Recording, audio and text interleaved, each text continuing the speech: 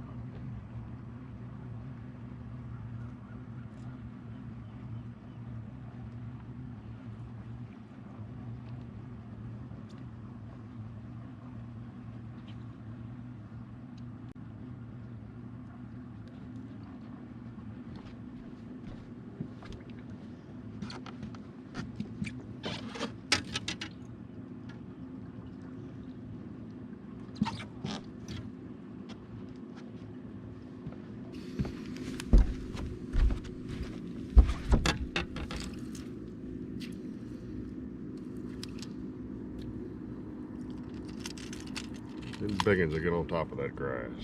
I'm here to tell you.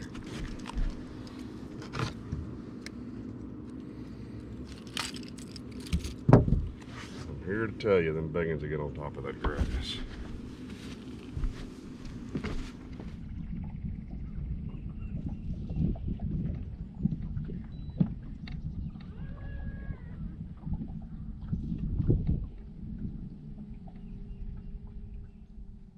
Right down the middle of the drain, boy.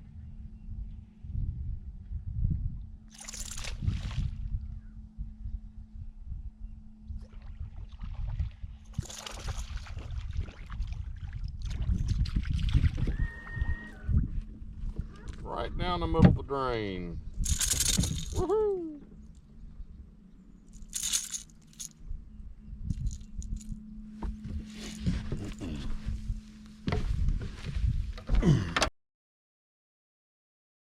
So I largely put the trap down. I really was trying to get, well, a couple things. Number one, I wanted to try to catch some fish out of deep brush piles, but every brush pile I pull up on's got somebody on it. It's really crowded today. It is not a normal December day when everybody's deer hunting. A little bitty fish, but he was nice, fun. And you know, I caught that big one earlier on that wake bait, and I've caught another one on it, actually, this fish right here.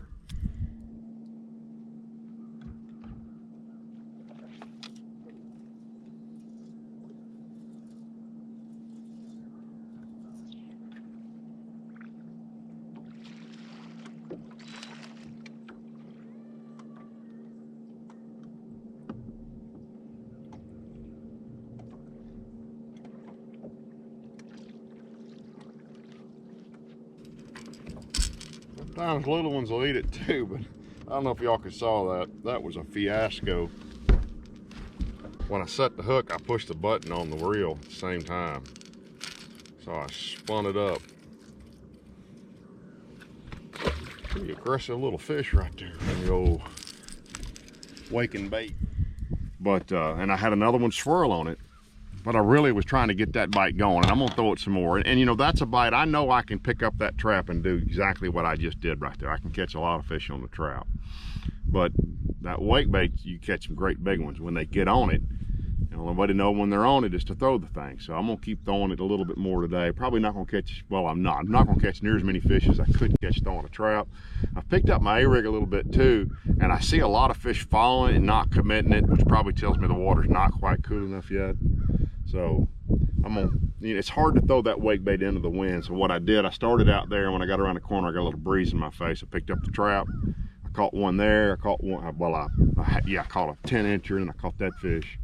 And I'm gonna make this turn, and I'm gonna go back that way with the wind, and I'm gonna throw my wake bait some more. So hopefully we get on a big wake bait bite, and that'd be fun, because you guys, if you don't have that bait, it's something you definitely want to have in your arsenal. And that's pretty much the color. It's kind of a bleeding shiner color. And as you guys know, I'm a big believer in switching those hooks out. And I don't talk about this, or haven't talked about this much, but this bait comes with what I call EWGs, those hooks right there. I don't know exactly what they're truly called. That's just a term. I mean, it's what I call them. But what I a lot of times will do is I'll leave that. So when you get a fish that truly eats the bait with one of those hooks on it, it's that hook that Kevin Van Dam won the Classic on, they're stuck really good. But when they swipe at it, I want a round bend hook. So you see what I do is I leave the stock hooks on the back, and I put a round bend on the front. And because it's got that little bit of bleeding shiner in it, in this case, I'll go ahead and leave it red. So that's just what I do.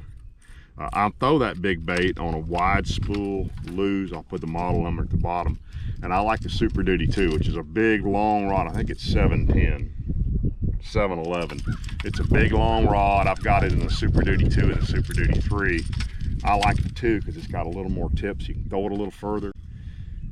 And then I throw it on 20-pound Invisex, Seaguar Invisex line. And my trap rod, as I told y'all the other day, so that's that Magnum bass rod. This is the 3. I throw it on the 1 and the 3.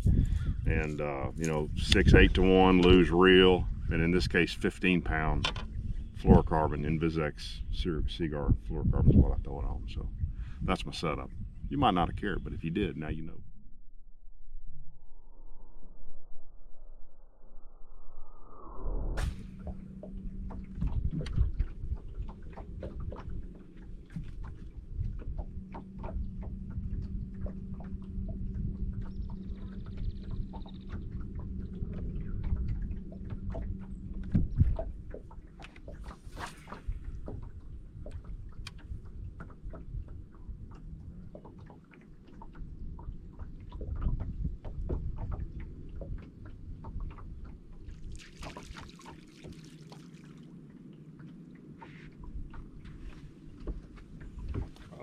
Yes!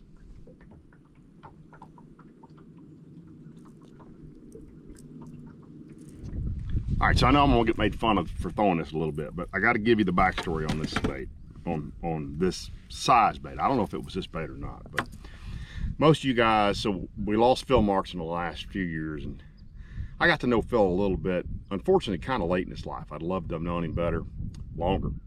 And so most folks that know Phil kind of know him as a 10XD guy, right? I mean, he won a big event here at Rayburn throwing a 10XD, caught some giant fish, but he was an incredibly versatile fisherman and a really open-minded fisherman. And so he won and if I remember right, he won a BFL 2-day event here. This has been years ago, but he kind of blew the field away. And his co-angler, one of the days, I don't remember which day it was a buddy of mine. And he said, he actually never told me where he fished, but what he said was it was a little creek way up the lake that had grass in it. And Phil had told him, he said, it's never had grass in it, and the grass got in there, and these fish piled in the back of this creek. And he said, literally, it was just wide enough for him to get his boat into. He said, he said, you know, Phil wasn't trying to screw him over, but it was really, there's an eagle right there. He said, there was really nowhere for me to fish other than directly behind the boat, because it was, you know, the creek was literally 8 or 10 feet wide. But he said he caught all those fish on a little tiny crankbait. And so it stuck with me for and he stuck with me for years. And I finally saw, I actually was just sitting talking to Phil one day in a parking lot waiting on a weigh-in. And I said, man, this has bothered me for years. I want to ask you about this term. And he started laughing. He goes, yeah. And I said, why were you throwing that little tiny crankbait with those little tiny hooks? And he said, Ken, he said, I got in the bike back there, and he said, he said, they were knocking bait around when I found them. He said, but the bait was tiny. And he said, I threw a swim jig, I threw a spinner bait, I threw a rattle trap, I threw everything I could throw, including a 1.5, and they would not eat it. He said, I picked up that little bait, and it was every cast. And he said, and he said that by the time that guy had fished with him, he said, I was done trying anything else. He said, I continued trying other stuff because there's a little bitty hooks on that bait. But he said that was the only thing they would eat. And when I come into this little pocket right here, there's fish knocking bait around, but they're knocking tiny bait around. So I keep a box back there. It's got Strike King, 6 Sense, and Academy's brand of those little tiny crankbaits. I've probably got about 20 or 30 of them in there. And I've caught them real good on Texoma on it. I've never caught them here. I don't throw it a lot, but it's kind of time and place. It's too shallow back here to throw a trap. I threw my wake bait through there, didn't get bit. And as soon as I threw that one, of course, it was a little tiny fish, but I'm gonna throw it a little bit more. But that's the backstory of why I would be throwing something that tiny trying to fish back here. Thank you, Phil Marks.